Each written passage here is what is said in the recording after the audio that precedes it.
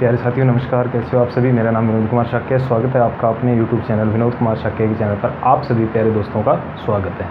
तो दोस्तों, आज की इस वीडियो के अंदर हम ये जानेंगे कि जो भी पहले तो मैं उन सभी 10वीं के जितने भी छात्र हैं जो पास आउट हुए हैं उनको सभी को मैं बधाई देना चाहता हूँ कि आप ज़िंदगी में सफल हों, मेरी यही ईश्वर से प्रार्थना है।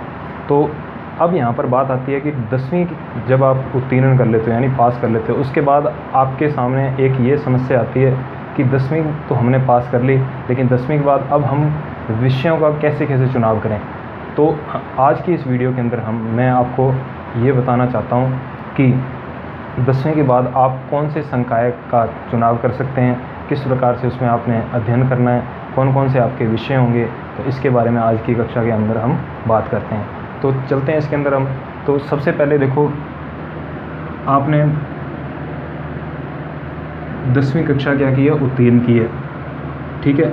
अब 10वीं कक्षा उत्तीर्ण करने के बाद आपको क्या है, यहाँ पे अपनी स्ट्रीम चुननी होती है। तो स्ट्रीम के अंदर आपको मैं बता देता हूँ यहाँ पे कौन कौन सी स्ट्रीम होती हैं।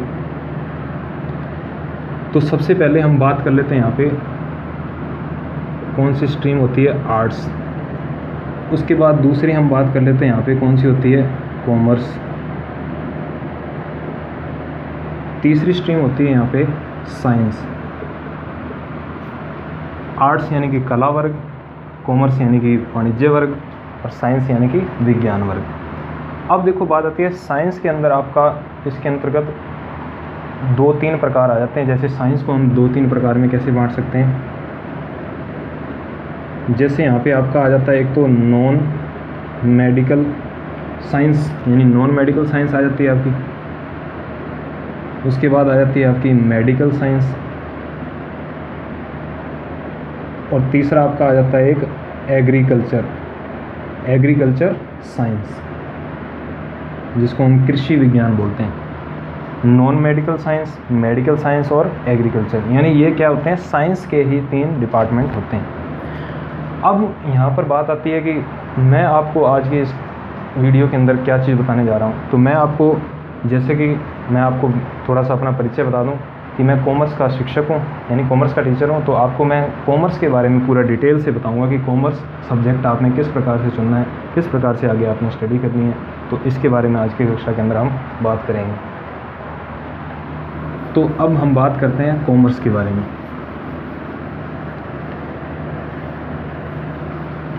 तो कॉमर्स विषय के बारे में आज हम चर्चा कर लेते हैं। कॉमर्स यानी कि जिसको हम बोलते हैं वाणिज्य वर्ग, कॉमर्स। तो कॉमर्स सब्जेक्ट देखो अपने आप में बहुत ही एक अच्छा सब्जेक्ट है, जिसकी डिमांड आपको पता है बहुत ही ज़्यादा रहती है।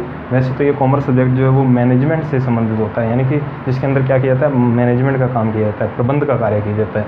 तो इस वाणिज्य यानी कि कॉमर्स सब्जेक्ट को पढ़ने के लिए मैं इसमें आपको बताता हूँ कि किस प्रकार से आपको सब्जेक्ट रखने पड़ेंगे। तो वाणिज्य वर्ग जब आप चुनते हो, तो जैसे आप 11वीं क्लास के अंदर जब आप कॉमर्स यानी वाणिज्य सब्जेक्ट चुनते हो, तो इसके अंदर सबसे पहले आपको क्या करना पड़ता है, यहाँ पे आपके 2 जो होते हैं वो कंपलसरी सब्जेक्ट होते हैं। चाहे आप देखो आर्ट्स रखो, चाहे आप कॉमर्स रखो, चाहे आप साइंस रखो, आपको 2 जो कंपलसरी सब्जेक्ट हैं वो पढ़ने ही पड़ते हैं। वो कंपलसरी सब्जेक्ट यानी कि अनिवार्य जो हो जाते हैं, उनमें हम बात कर लेते हैं अनिवार्य विषय। तो अनिवार्य विषय में पहला आपका आ जाता है हिंदी अनिवार्य, और दूसरा आ जाता है आपका अंग्रेजी अनिवार्य। तो अनिवार्य विषयों की बात आती है तो वहाँ पर क्या आ जाता है, एक तो आपका हिंदी अनिवार्य आ जाता है, दूसरा आ जाता है आपका अंग्रेजी अनिवार्य। यानी ये तो आपको अनिवार्य विषय पढ़ने ही पड़ते हैं, चाहे आप आर्ट्स रखो, चाहे आप कॉमर्स रखो, चाहे आप साइंस रखो, चाहे कोई भी स्ट्रीम रखो, आपको ये 2 जो सब्जेक्ट हैं वो पढ़ने ही पड़ेंगे। उसके बाद अब आते हैं आपके 3 वैकल्पिक विषय। तो ये अनिवार्य विषयों के बाद अब आती है बात यहाँ पे वैकल्पिक विषयों की।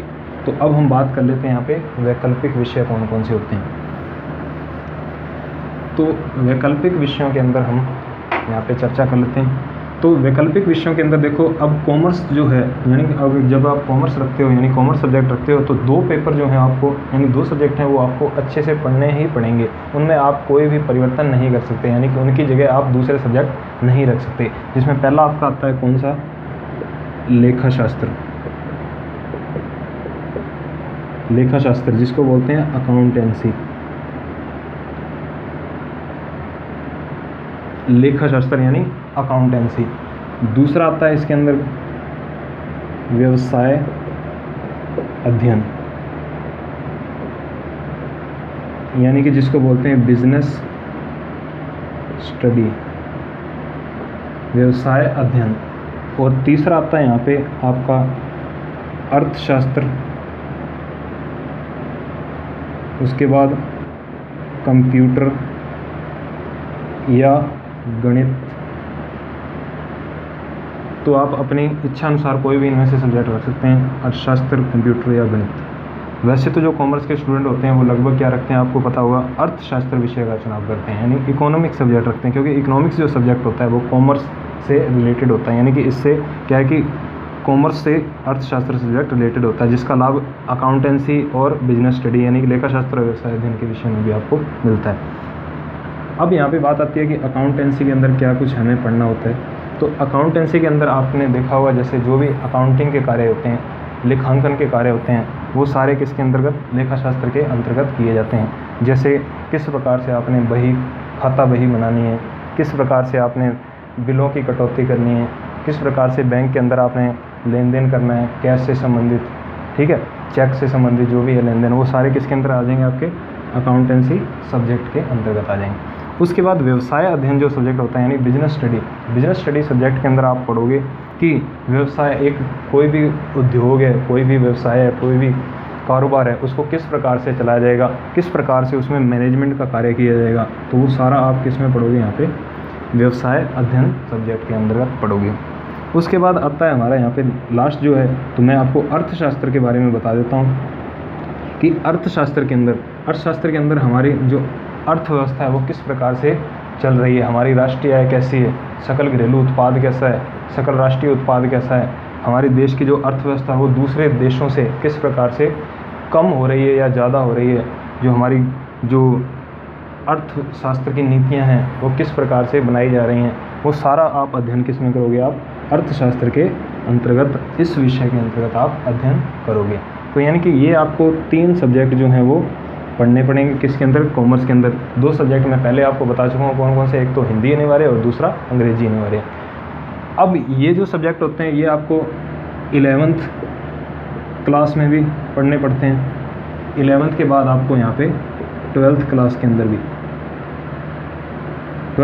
अंदर भी ये ही सेम आपको सब्जेक्ट पढ़ने पड़ते हैं, यानी कि वो 2 हिंदी और इंग्लिश वो, और उसके साथ साथ लेखाशास्त्र यानी अकाउंटेंसी, व्यवसाय अध्ययन यानी बिजनेस स्टडी, और तीसरा यानी अर्थशास्त्र या कंप्यूटर या गणित। इन तीनों में से कोई भी आप ऑप्शनल सब्जेक्ट, वैसे तो आप कॉमर्स अगर रखते हो तो मेरे हिसाब से क्या रखना आपको अच्छा होगा, अर्थशास्त्र विषय रखना अच्छा होगा। वैसे आपकी अगर कंप्यूटर में या मैथमेटिक्स यानी गणित में भी रुचि है तो आप इनमें से भी कोई सब्जेक्ट रख सकते हो।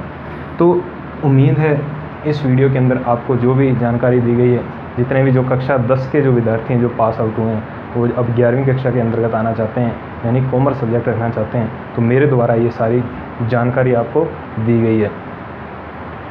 तो अगर आपको ये वीडियो पसंद आई है तो इस वीडियो को लाइक करें, चैनल को सब्सक्राइब करें अगर आप चैनल पर नए हैं तो, उसके बाद इस वीडियो को अपने सभी दोस्तों के साथ शेयर करें। इस वीडियो के अंदर जुड़ा रहने के लिए आप सभी प्यारे दोस्तों का बहुत बहुत धन्यवाद।